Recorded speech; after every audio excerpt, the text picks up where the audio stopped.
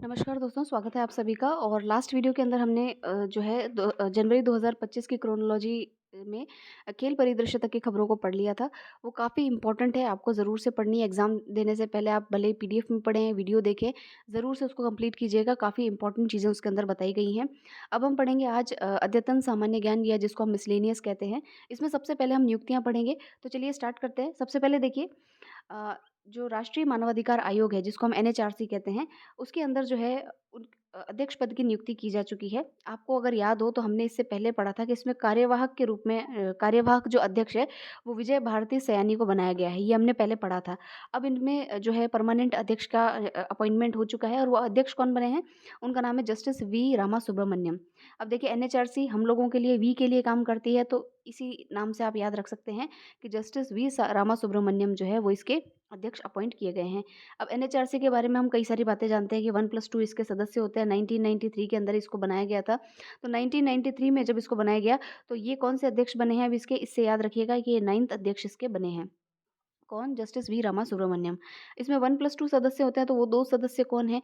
तो एक तो है प्रियंक कानूनगो, ठीक है? और दूसरे हैं डॉक्टर न्यायमूर्ति सेवानिवृत्त विद्युत रंजन सांघी। तो रंजन सांघी और दूसरे हैं प्रियंक कानूनगो। ये दोनों क्या हैं? इसके सदस्य हैं। अब देखिए, क्या ये अपॉइंटमेंट ऐसे ही हो जाता है क्या कि या इसके लिए कोई समिति होती है? तो ऑफ कोर्स इसके लिए एक समिति होती है, उसमें 6 सदस्य होते हैं। प्राइम मिनिस्टर इसके अध्यक्षता करते हैं, फिर होम मिनिस्टर आते हैं, लोकसभा के स्पीकर, लोकसभा में लीडर ऑफ अपोजिशन, फिर राज्यसभा के डेप्यूटी स्पीकर, क्योंकि स्पीकर जो है वो वाइस प्रेसिडेंट होते हैं, इसलिए डेप्यूटी स्पीकर को लिया जाता है, और जो है राज्यसभा के जो है लीडर ऑफ अपोजिशन। तो इन लोगों से जो है, इन 6 लोगों से जो है ये समिति बनती है, और ये जो है रिकमेंडेशन करती है, और इनकी रिकमेंडेशन के आधार पर जो है वो अपॉइंटमेंट्स किए जाते हैं। तो ये थोड़ा-सा आप ध्यान रखेंगे। तो हमने सारी बातें पढ़ ली इसके अंदर। 1+2 सदस्य होते हैं, समिति में कौन-कौन होता है, और अभी किसको अध्यक्ष बनाया गया है? तो जस्टिस वी रामा सुब्रमण्यम को बनाया गया है। नेक्स्ट चलते हैं हम राज्यपाल। 5 राज्यों के अंदर नए राज्यपाल बने हैं। हम डॉक्टर वीके सिंह का ध्यान रखेंगे, इनको मिज़ोरम का राज्यपाल बनाया गया है। अजय कुमार भल्ला जो हैं, ये पहले होम सेक्रेटरी रहे हुए हैं, और इनको जो है मणिपुर का जो है राज्यपाल बनाया गया। तो मणिपुर, मिज़ोरम तो ध्यान रह जाएँगे। उसके अलावा जो यहाँ पर ये आरिफ मोहम्मद हैं, इनको बिहार का राज्यपाल अपॉइंट किया है। और फिर ये 2 और हैं जो आप ये लिस्ट में देख सकते हैं। केरल में राजेंद्र विश्वनाथ को, और ओडिशा के अंदर डॉक्टर हरि बाबू कंबापति को। फिर देखिए नेक्स्ट, आरबीआई के नए गवर्नर बने हैं, 26वें गवर्नर, जिनका नाम है संजय मल्होत्रा। बहुत इंपॉर्टेंट न्यूज़ है, आपको याद रखनी है। आरबीआई के 26वें गवर्नर किसको बनाया गया है? तो संजय मल्होत्रा जी को बनाया गया है।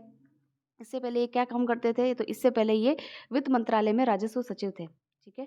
रेवेन्यू सेक्रेटरी हुआ करते थे। और अभी और ये कहाँ से हैं? तो बीकानेर, राजस्थान से हैं, और 1990 बैच के राजस्थान कैडर के आईएएस ऑफिसर हैं। तो ये थोड़ा-सा हमको ध्यान रखना है। आरबीआई का अगर थोड़ा-सा इतिहास हम देखें, तो आरबीआई में जो है, जो आरबीआई का गवर्नर होता है, वो उसका चीफ एग्जीक्यूटिव ऑफिसर होता है, और केंद्रीय जो निदेशक मंडल होता है, उसका ये पदेन अध्यक्ष भी होता है। जो नोट्स होते हैं, उस पे इसी के साइन होते हैं। 3 साल का इसका कार्यकाल लगभग रहता है, और इनको इस पद पे पुनः भी नियुक्त किया जा सकता है। उसके अलावा बात करें तो सबसे पहले आरबीआई के गवर्नर कौन थे? तो सर ऑसबोर्न स्मिथ थे। अगर इंडियन की बात करें, पहले भारतीय कौन थे? तो सीडी देशमुख थे। और अगर बात करें तो जिनका सबसे लंबा कार्यकाल रहा है, तो वो थे बेनेगल रामाराव। किसका? बेनेगल रामाराव का। और अमिताभ घोष जो थे, उनका सबसे कम का यहाँ कार्यकाल रहा है। तो अगर स्टेटमेंट वाइज़ भी क्वेश्चन आए, आपसे 3-4 स्टेटमेंट देकर के पूछे, तब भी आपको पता होना चाहिए थोड़ा-सा आरबीआई के इतिहास के बारे में, ठीक है? फिर देखिए नेक्स्ट है देवेंद्र फडणवीस जो है, वो महाराष्ट्र के नए चीफ मिनिस्टर अपॉइंट हुए हैं। ये तो बहुत आपने देखा होगा, महाआघाड़ी और वो सारे आप न्यूज़पेपर में देखते रहते होंगे। तो आप ये ध्यान रखिएगा यहाँ पे, देवेंद्र फडणवीस तीसरे बार सीएम बने हैं, और अजीत पवार जो है उनको उप मुख्यमंत्री यहाँ पर अ, एकनाथ शिंदे और अजीत पवार को यहाँ पर उप मुख्यमंत्री बनाया गया है। और इससे पहले आप एक चीज़ और है कि नेता प्रतिपक्ष जो है, उस भूमिका में भी देवेंद्र फडणवीस ने कार्य किया है। तो ये सारी चीज़ें हैं। फिर अन्य नियुक्तियाँ देखते हैं, तो अन्य नियुक्तियाँ इतनी इम्पोर्टेंट यहाँ से बिल्कुल भी इम्पोर्टेंट नहीं है। एक अरुणेश चावला को देख लीजिएगा कि संजय मल्होत्रा जो आरबीआई के गवर्नर बने हैं, तो वो पहले मैंने बताया वित्त मंत्रालय में राजस्व सचिव थे। तो उनकी जगह पर जो है अरुणेश चावला को अपॉइंट किया गया है। तो ये वाली बात भी हो गई क्लियर। तो ये यहाँ से कोई भी चीज़ इतनी इम्पोर्टेंट नहीं है। अब इस पेज पर आते हैं। तो देखिए, अब अंतर्राष्ट्रीय नियुक्तियाँ पढ़ते हैं, ध्यान से पढ़िएगा। मदन बी लोकुर जो हैं, जो कि हमारे यहाँ पर पहले न्यायाधीश रह चुके हैं, 6 साल तक उन्होंने सुप्रीम कोर्ट में कार्य किया है, न्यायमूर्ति के रूप में। उनको जो है संयुक्त राष्ट्र की आंतरिक न्याय प्रणाली के प्रमुख के रूप में अपॉइंट किया गया है। संयुक्त राष्ट्र का आंतरिक न्याय प्रणाली के अंदर प्रमुख के रूप में इनको नियुक्त किया गया है। 2028 तक इनका कार्यकाल रहेगा, तो ये काफ़ी इम्पोर्टेंट बात है। और संयुक्त राष्ट्र के महासचिव कौन है? तो एंटोनियो गुतरेस है, इनका नाम भी ध्यान रखिएगा। अब देखिए, इन्होंने जो है इससे पहले 2019 में फिजी के सर्वोच्च न्यायालय में गैर निवासी पैनल में न्यायाधीश के रूप में काम किया है और ऐसा काम करने वाले पहले भारतीय न्यायाधीश बने हैं। तो ये भी इनका एक अचीवमेंट है जो हमको यहाँ पर ध्यान रखना है। अच्छा, ये संयुक्त राष्ट्र की जो आंतरिक न्याय प्रणाली है, वहाँ ऐसा क्या जो है वो कार्य होगा? तो वहाँ पर कुछ नहीं है कि जो न्याय प्रणाली के प्रशासन के अंदर स्वतंत्रता, व्यावसायिकता, जवाबदेहिता, जो भी अच्छी-अच्छी बातें हैं, उनके लिए ये लोग काम करेंगे। तो 2028 तक इनका कार्यकाल रहेगा, ये भी इतना कोई नहीं पूछेगा, लेकिन आप ये ध्यान रखिएगा किसको अपॉइंट किया है, तो जस्टिस मदन बी लोकुर को अपॉइंट किया गया है। फिर देखिए नेक्स्ट पे, फ्रांस के नए प्रधानमंत्री अपॉइंट किए गए हैं। फ्रांस के राष्ट्रपति का नाम हम जानते ही हैं, इमैनुअल मैक्रों। और उन्होंने जो है नए जो वहाँ के प्रधानमंत्री, इनका नाम ध्यान रखिएगा, फ्रैंकोस बेयरू बायरू फ्रैंकोस बायरू। तो फ्रैंकोस एफ से फ्रांस होता है, एफ से फ्रैंकोस होता है, तो ये नाम ध्यान रखिएगा। इनको जो है नए प्रधानमंत्री के रूप में अपॉइंट किया। 2027 तक जो है ये इसमें प्रधानमंत्री रहेंगे। और इससे पहले देखिए मिशेल बार्नियर जो थे, उन्होंने बजट में विवाद के कारण इनके ऊपर नो कॉन्फिडेंस मोशन आया था, तो इन्होंने इस्तीफा दे दिया था। तो ठीक है, ये प्रधानमंत्री रह चुके हैं। ठीक है, इतना ही ध्यान रखेंगे इसमें, ये इंपॉर्टेंट बात थी। और जॉर्जिया के नए राष्ट्रपति, अब ऐसे कोई करंट के नाम पे फालतू का सवाल पूछ लेता है, तो इसलिए हम थोड़ा सा देख लेते हैं क्योंकि न्यूज़ में है। तो मिखाइल कावेलाथली जो है, उनको जॉर्जिया के नए राष्ट्रपति बनाया गया। नाम ध्यान रखना है, उससे ज़्यादा कुछ भी नहीं। नामीबिया की पहली राष्ट्रपति बनी है, इनका नाम ध्यान रखिएगा, बहुत इंपॉर्टेंट है, ऐसे क्वेश्चन पूछता है ये, तो इसलिए हमें ध्यान रखना है। नेटुम्बू नंदी नदेतवाहा, तो NNN, इनको जो है नामीबिया की पहली राष्ट्रपति के रूप में अपॉइंट किया गया है। ये देश की पहली उपराष्ट्रपति हैं और लंबे समय से राजनीति के अंदर हैं। ठीक है, और अभी इसको पहली बार कोई महिला राष्ट्रपति के तौर पर इनको जो है वो नियुक्त किया गया है। फिर देखिए शमी सिल्वा ने ACC अध्यक्ष का पद संभाला है। ACC क्या है? तो ये है एशियाई क्रिकेट काउंसिल, उसमें श्रीलंका की जो शमी सिल्वा हैं, वो जो है इसके अध्यक्ष के रूप में यहाँ पर अपॉइंट किए गई हैं। फिर देखिए यहाँ पर जो ऑबिचुअरीज़ हैं उनको देख लेते हैं। पूर्व प्रधानमंत्री डॉक्टर मनमोहन सिंह का हाल ही में निधन हुआ है, आपको पता है। तो यहाँ देखिए 2004 से लेकर के 2014 तक जो है ये प्राइम मिनिस्टर रहे हैं देश के। 13वें प्रधानमंत्री ये बने थे और ये पहले सिख और चौथे लंबे समय तक कार्य करने वाले जो है वो प्रधानमंत्री यहाँ पर रहे हैं। उसके अलावा इनके कुछ कार्य हैं, तो वैश्वीकरण, उदारीकरण, जो लिबरलाइजेशन, ग्लोबलाइजेशन के लिए इन्होंने कार्य किया 1991 में। सूचना का अधिकार RTI 2005 में। मनरेगा जो आज हम बोलते हैं वो 2005 में ये लेकर के आए। अमेरिका से न्यूक्लियर डील, पहचान के आधार पर पहचान का आधार कार्ड जो है वो इनके समय में आया था। उसके अलावा देखिए ये जो है जो वित्त मंत्रालय है उसमें मुख्य आर्थिक सलाहकार नियुक्त हुए थे 1972 के अंदर। ठीक है, उसके अलावा भारतीय रिजर्व बैंक के गवर्नर रहे। योजना आयोग के तो आप पता ही है, प्राइम मिनिस्टर बनते हैं तो अध्यक्ष तो बनते ही, लेकिन ये योजना आयोग के उपाध्यक्ष भी रहे हैं। उसके अलावा अगर हम देखें तो ये आर्थिक प्रधानमंत्री के आर्थिक सलाहकार और विश्वविद्यालय अनुदान आयोग के अध्यक्ष भी रहे। आप अचीवमेंट्स देखिए कितने इंपॉर्टेंट हैं, और स्टेटमेंट्स में आपसे पूछ लिया जाएगा। प्रधानमंत्री नरसिम्हा राव सरकार में वित्त मंत्री रहे थे। कौन सी सरकार में रहे? तो प्रधानमंत्री नरसिम्हा राव की सरकार में वित्त मंत्री ये रहे थे। राज्यसभा में विपक्ष के नेता रहे, असम से राज्यसभा सांसद रहे, और राजस्थान से राज्यसभा सांसद भी अभी लेटेस्ट जो 2019 से 2024 तक राजस्थान से राज्यसभा सांसद रहे। इनके पुरस्कारों की बात करें तो पद्म विभूषण इनको दिया गया। सर्वश्रेष्ठ वित्त मंत्री के एशियाई मनी अवार्ड, और सर्वश्रेष्ठ वित्त मंत्री के यूरो मनी अवार्ड, और विदेशी सम्मान में अगर बात करें तो सऊदी अरब का order of the king of Abdul Al Aziz और जापान के order of the Paulownia flower जो है वो इनको दिया गया था। तो सारी बातें इंपॉर्टेंट हैं, मैंने यहाँ टिक कर दी है। आप एक बार और इसको देख लीजिएगा कि क्या-क्या सम्मान किसके समय में ये क्या कार्य किया है इन्होंने। वो सारी चीज़ें जो है वो एग्ज़ाम पॉइंट ऑफ व्यू से इम्पॉर्टेंट हैं। फिर देखिए एक बहुत ही दिग्गज जो है डायरेक्टर थे, श्याम बेनेगल, इनका नाम सुना होगा आपने, और काफ़ी अच्छी-अच्छी मूवीज़ जो है इनको डायरेक्ट किया है इन्होंने। तो अभी हाल ही में इनका निधन हुआ है। सामाजिक परिवेश पर जो है ये मूवीज़ काफ़ी सारी इन्होंने जो है वो बनाई है। इसके लिए इनको पद्मश्री और पद्म भूषण दोनों पुरस्कार जो है वो दिया गया था। और उसके अलावा दादा साहब फाल्के पुरस्कार के भी विजेता रहे। कई 18 से ज़्यादा देखिए नेशनल अवार्ड, 1-2 नेशनल अवार्ड में लोग सोचते हैं कि हमें क्या मिल गया, 18 नेशनल अवार्ड्स जो है इनको दिए गए हैं। ज़ुबैदा, ये मम्मू, सरदारी बेगम, इस प्रकार की फ़िल्म्स जो है वो इन्होंने निर्मित की है।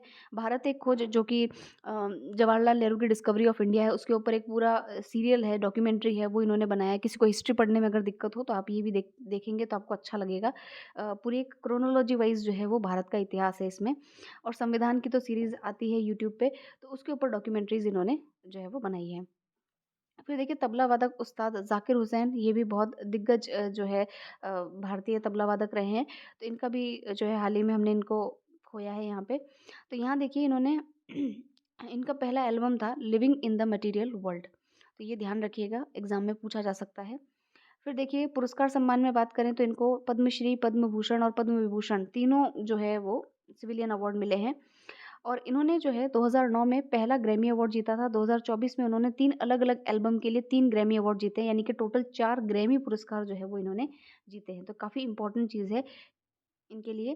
फिर देखिए पिता का नाम था अल्लाह रखा कुरैशी, माँ का नाम बावी बेगम, और इनके पिताजी भी जो है अपने समय के प्रसिद्ध जो है वो तबला वादक रहे हैं। तो इनकी थोड़ी अचीवमेंट्स ध्यान रखिएगा कि ये जो है इनका पहला एल्बम था living in the material world. Padma Shri, Padma Bhushan, Padma Vibhushan सभी पुरस्कार इनको दिए गए, और 4 ग्रैमी पुरस्कार जो है वो इन्होंने जीते हैं। तो ये इम्पोर्टेंट बातें इनको लेकर के थी। उसके बाद वाली जो ये ऑबिचुरीज़ है वो इतनी इम्पोर्टेंट नहीं है, इसलिए यहाँ पर इसको आप कट कर दीजिएगा, नहीं पढ़नी है ये। फिर चलते हैं चर्चित व्यक्ति की तरफ। यून सुक यूल जो है इनके, ये कौन है? दक्षिण कोरिया के ये दक्षिण कोरिया के राष्ट्रपति हैं, और इन्होंने जो है न्यूज़ चैनल पे जो है अ, अपनी मतलब शक्तियों का गलत उपयोग करते हुए जो है इसमें क्या कहते हैं, इमरजेंसी जो है वो डिक्लेयर की थी, इसीलिए इनके ऊपर महाभियोग प्रस्ताव जो है वो लाया गया। ये काफ़ी न्यूज़ में था ये मुद्दा। तो इनका राष्ट्रपति का नाम आप ध्यान रखिएगा, यून सुक योल। तो अभी हमने जो यहाँ अपॉइंटमेंट्स पढ़ी थी, अगर आप इसमें देखेंगे तो यहाँ पर जो है इनकी जगह दक्षिण कोरिया के अंदर जो है नए, कहाँ गया इसमें, अभी तो था, एक मिनट।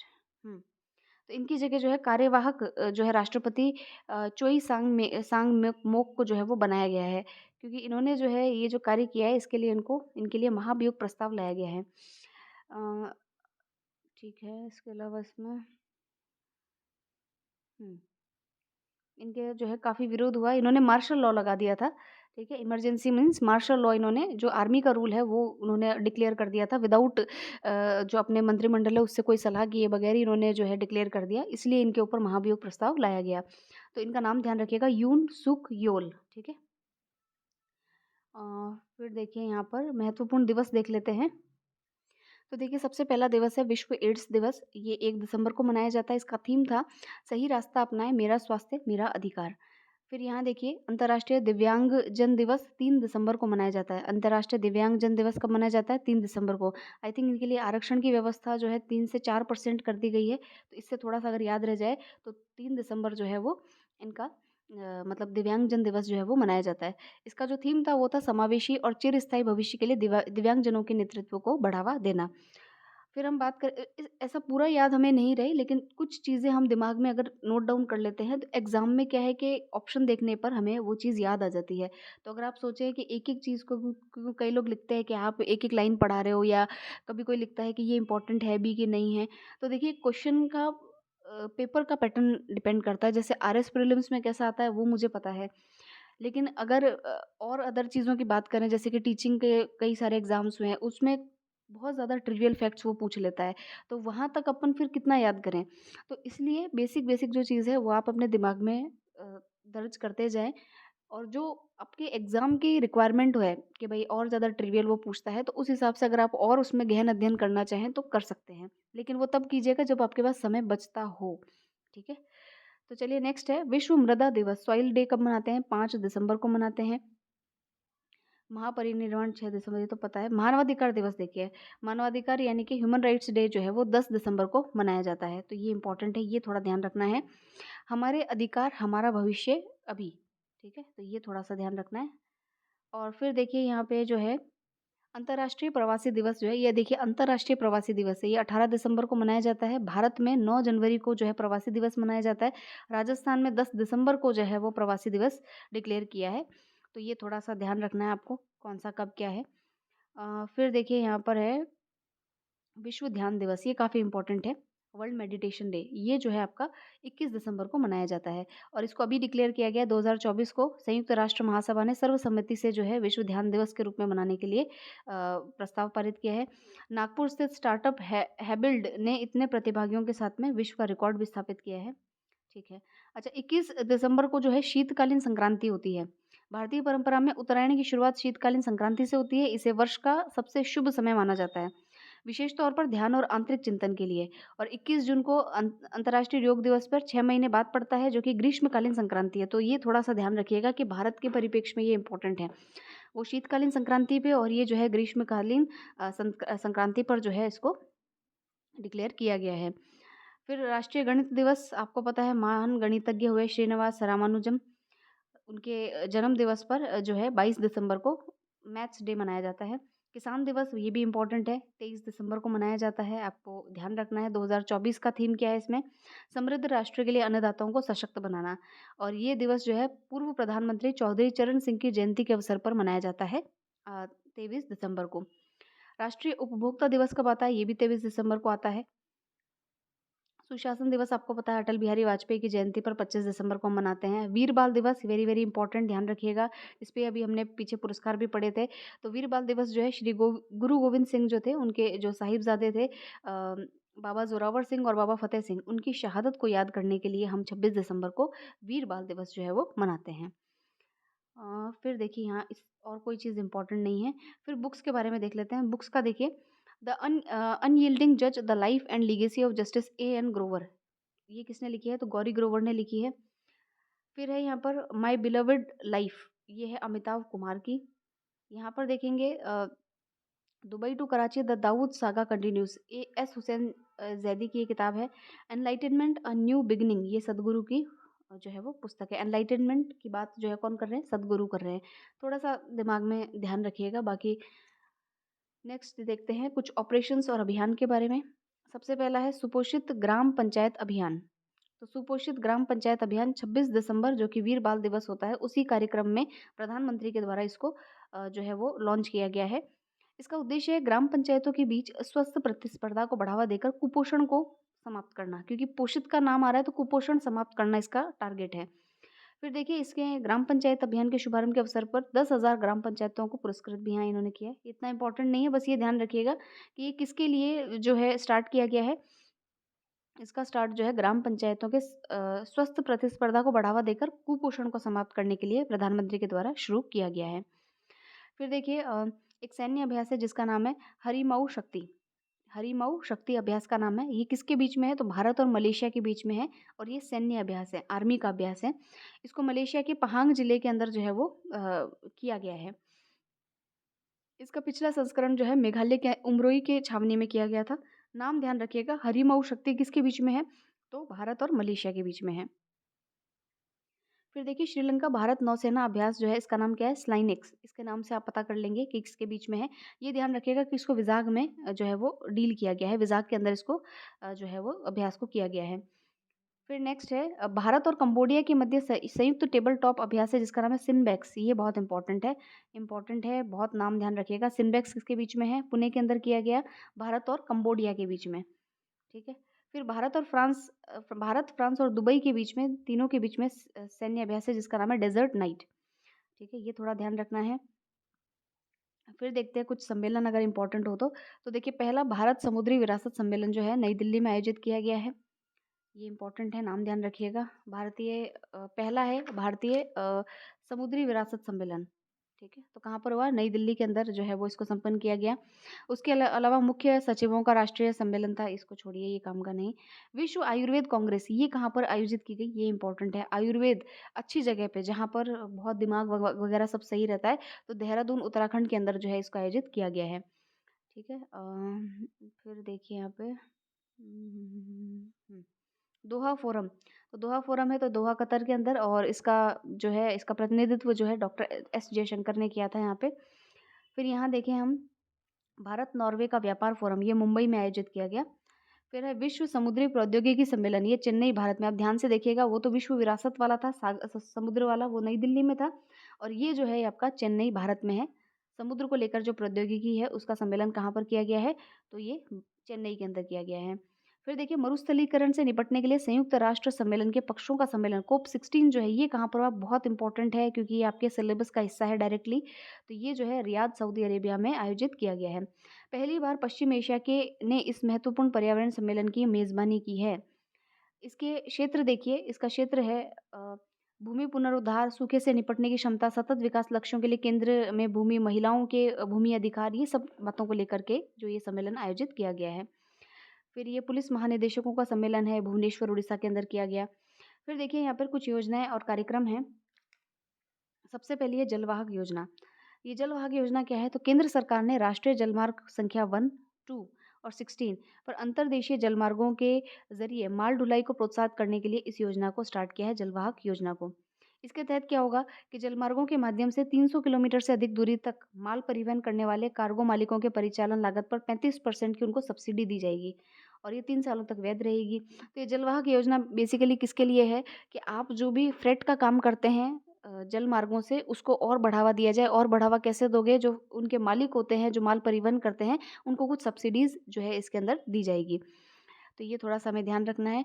फिर देखिए अभी जो है राष्ट्रीय जलमार्ग अधिनियम 2016 के अंतर्गत राष्ट्रीय जलमार्ग जो है घोषित किए गए कितने 111 जलमार्ग जो है उनको राष्ट्रीय जलमार्ग बनाया गया है। थोड़े से फैक्ट्स हैं, इतना थोड़ा-सा ये ध्यान रखिएगा जलवाहक योजना किन के लिए है, बस इतना ही जो है इसमें पर्याप्त रहेगा।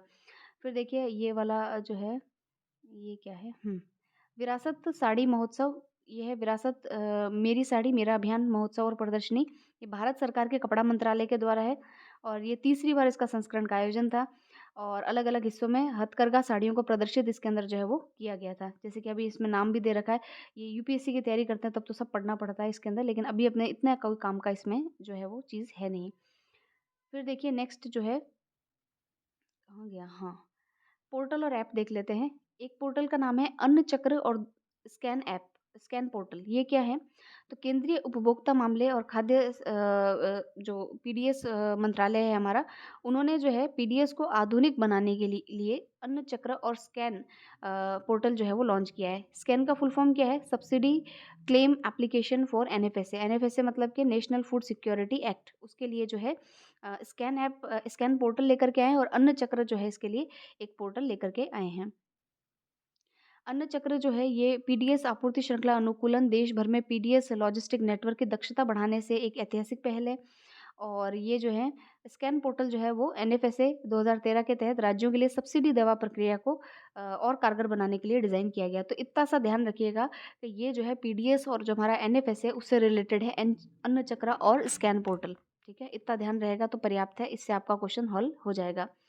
फिर देखिए भारत ने असम में पहली बार गंगा नदी डॉल्फिन को टैग किया है। तो गंगा नदी डॉल्फिन जो है हमारा राष्ट्रीय जलीय पशु है। ये पशु क्या कहें राष्ट्रीय जलीय जानवर, जीव या जो भी कहेंगे हम, वो है। तो ये हमें ध्यान रखना है, इसके बारे में हमें इम्पोर्टेंट बात है। ये क्वेश्चन आ चुका है प्रीलिम्स में इसलिए। फिर देखिए विज्ञान प्रौद्योगिकी में किसान कवच का अनावरण किया है। किसान कवच हमने पढ़ा था।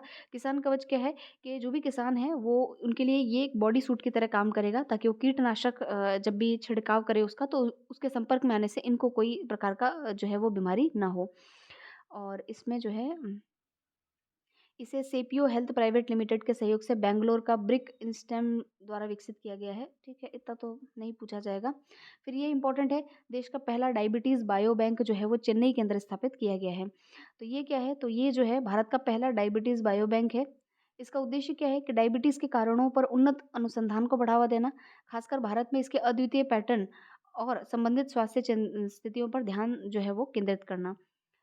फिर देखिए नेक्स्ट काम्या कार्तिकेयन, ये कौन है? तो इन्होंने 7 महाद्वीपों की 7 जो हमारे आइलैंड्स हैं उनकी 7 चोटियों को यहाँ पर फ़तेह किया है। तो ये दुनिया की सबसे युवा पर्वतोही जो है यहाँ पर बन गई हैं। माउंटेनियर सबसे कम उम्र की बन गई हैं। नाम क्या है? काम्या कार्तिकेयन। फिर देखिए देश का पहला जियो साइंस म्यूज़ियम कहाँ एस्टेब्लिश किया गया है? इम्पोर्टेंट है, ये ग्वालियर में एस्टेब्लिश किया गया है। डायबिटीज़ बायो बैंक कहाँ पर है? चेन्नई में है। देश का पहला जियो साइंस म्यूज़ियम कहाँ है? तो ग्वालियर में है। ध्यान रखना है ये हमको। जियो साइंस का मतलब क्या है? पृथ्वी से संबंधित जो भी बातें हैं। जियो मतलब कि पृथ्वी, भूविज्ञान। पृथ्वी की उत्पत्ति कैसे हुई, मानव सभ्यता, इनसे जुड़ी जो भी जानकारी है ये इस म्यूज़ियम के अंदर हमको मिलेगी। ये ग्वालियर के अंदर जो है एस्टेब्लिश किया गया है। फिर देखिए यहाँ पर ऑक्सफोर्ड ने अपना वर्ड ऑफ द ईयर घोषित किया है जिसका नाम है ब्रेन रॉट। ठीक है, ब्रेन रॉट। इसका मतलब क्या है कि हम सोशल मीडिया पर बिना सोचे समझे जो स्क्रॉलिंग, जिसको हम डूम स्क्रॉलिंग कहते हैं, उससे ये शब्द निकल कर के आया है, ब्रेन रॉट। ठीक है, तो ये थोड़ा-सा हमें नाम ध्यान रखना है। और अगर हम देखें 2023 के अंदर इन्होंने एक वर्ड था रिज़, ये हमने पढ़ा भी था अगर आपको याद हो तो। अब देखिए यहाँ पे ऑक्सफोर्ड के अलावा और भी जो डिक्शनरीज़ होती हैं, जैसे कि मरियम वेस्टर डिक्शनरी है, उसने पोलराइजेशन वर्ड को इस बार वर्ड ऑफ द ईयर कहा है। कैम्ब्रिज ने मैनिफेस्ट को कहा है। कॉलिन इंग्लिश डिक्शनरी ने ब्रैट को कहा है। डिक्शनरी डॉट कॉम ने डी मेयोर को कहा है। तो थोड़ा-सा आप ऑक्सफोर्ड का ध्यान रखिएगा, मरियम वेस्टर का भी हम पढ़ते हैं, पोलराइजेशन भी आप थोड़ा ध्यान रख सकते हैं।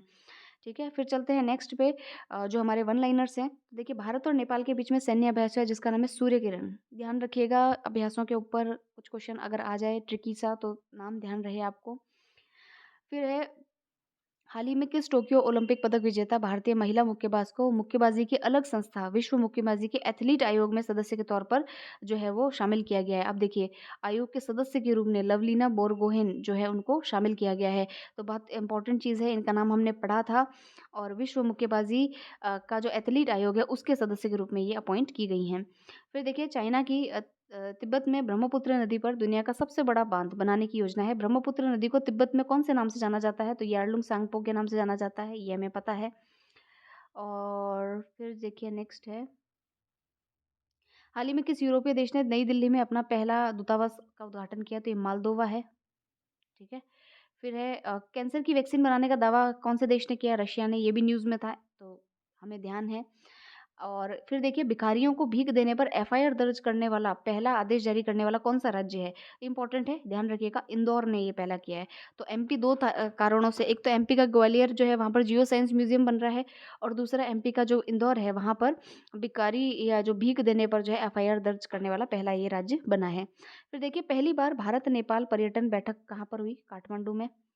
और 15वीं महाराष्ट्र विधानसभा के अध्यक्ष राहुल नार्वेलकर, ये तो नहीं पूछेगा कोई। फिर देखिए कि तीसरा भारत यूके वित्तीय बाजार संवाद कहाँ आयोजित किया गया? तो ये गिफ्ट सिटी गांधीनगर गुजरात में किया गया। भारत थाईलैंड रक्षा संवाद ये कहाँ आयोजित हुआ? तो ये भारत थाईलैंड का नई दिल्ली के अंदर हुआ। ज़कात कर और सीमा शुल्क प्राधिकरण कहाँ आयोजित किया गया? तो ये जो है रियाद सऊदी अरेबिया में किया गया है। सीरिया में तख्तापलट के उपरांत किसी देश का अंतरिम प्रधानमंत्री नियुक्त किया गया है? तो इनका नाम ध्यान रखिएगा, मोहम्मद अल बशीर को जो है, बशर अल असद जो है वो तो जा चुके हैं वहाँ से, तो अब यहाँ पर मोहम्मद अल बशीर को जो है वहाँ का अंतरिम जो प्रधानमंत्री है वो नियुक्त किया गया है। फिर है, घाटचोला जो ये हस्तशिल्प है इसको जीआई टैग दिया गया है, कहाँ की विरासत है? तो ये केरला की विरासत, मतलब एक सांस्कृतिक हस्तशिल्प है वहाँ का, तो ये ध्यान रखना है। नाम क्या है? घरचोला, कहाँ का है? केरला का। फिर देखिए यहाँ पर, ब्रिटिश ओलंपिक संघ की पहली महिला अध्यक्ष बनने का गौरव किसे हासिल हुआ है? तो कैथरीन ग्रिंगर हैं, उनको बनाया गया है। गूगल ने भारत का नया कंट्री मैनेजर और वाइस प्रेसिडेंट किसे बनाया? तो प्रीति लोबान जो है उनको बनाया गया है। और तो इसमें जय शाह के बारे में आप जानते ही हैं, आईसीसी के हैं, ठीक है। फिर चलते हैं, हम यहाँ के क्वेश्चंस को एक बार देख लेते हैं। कौन कौन देश को वासी, वेणु की डायरी हमने पढ़ा था, सूर्यबाला, इनको जो है व्यास सम्मान दिया गया है, 4 लाख रुपए व्यास सम्मान में दिए जाते हैं। आईएफएसआर की जो रिपोर्ट है उसमें क्षेत्रफल की दृष्टि से देश में सबसे ज़्यादा वन कहाँ पर है? ये भी हमने पढ़ा था, मध्य प्रदेश में क्षेत्रफल की दृष्टि से सबसे ज़्यादा वन है।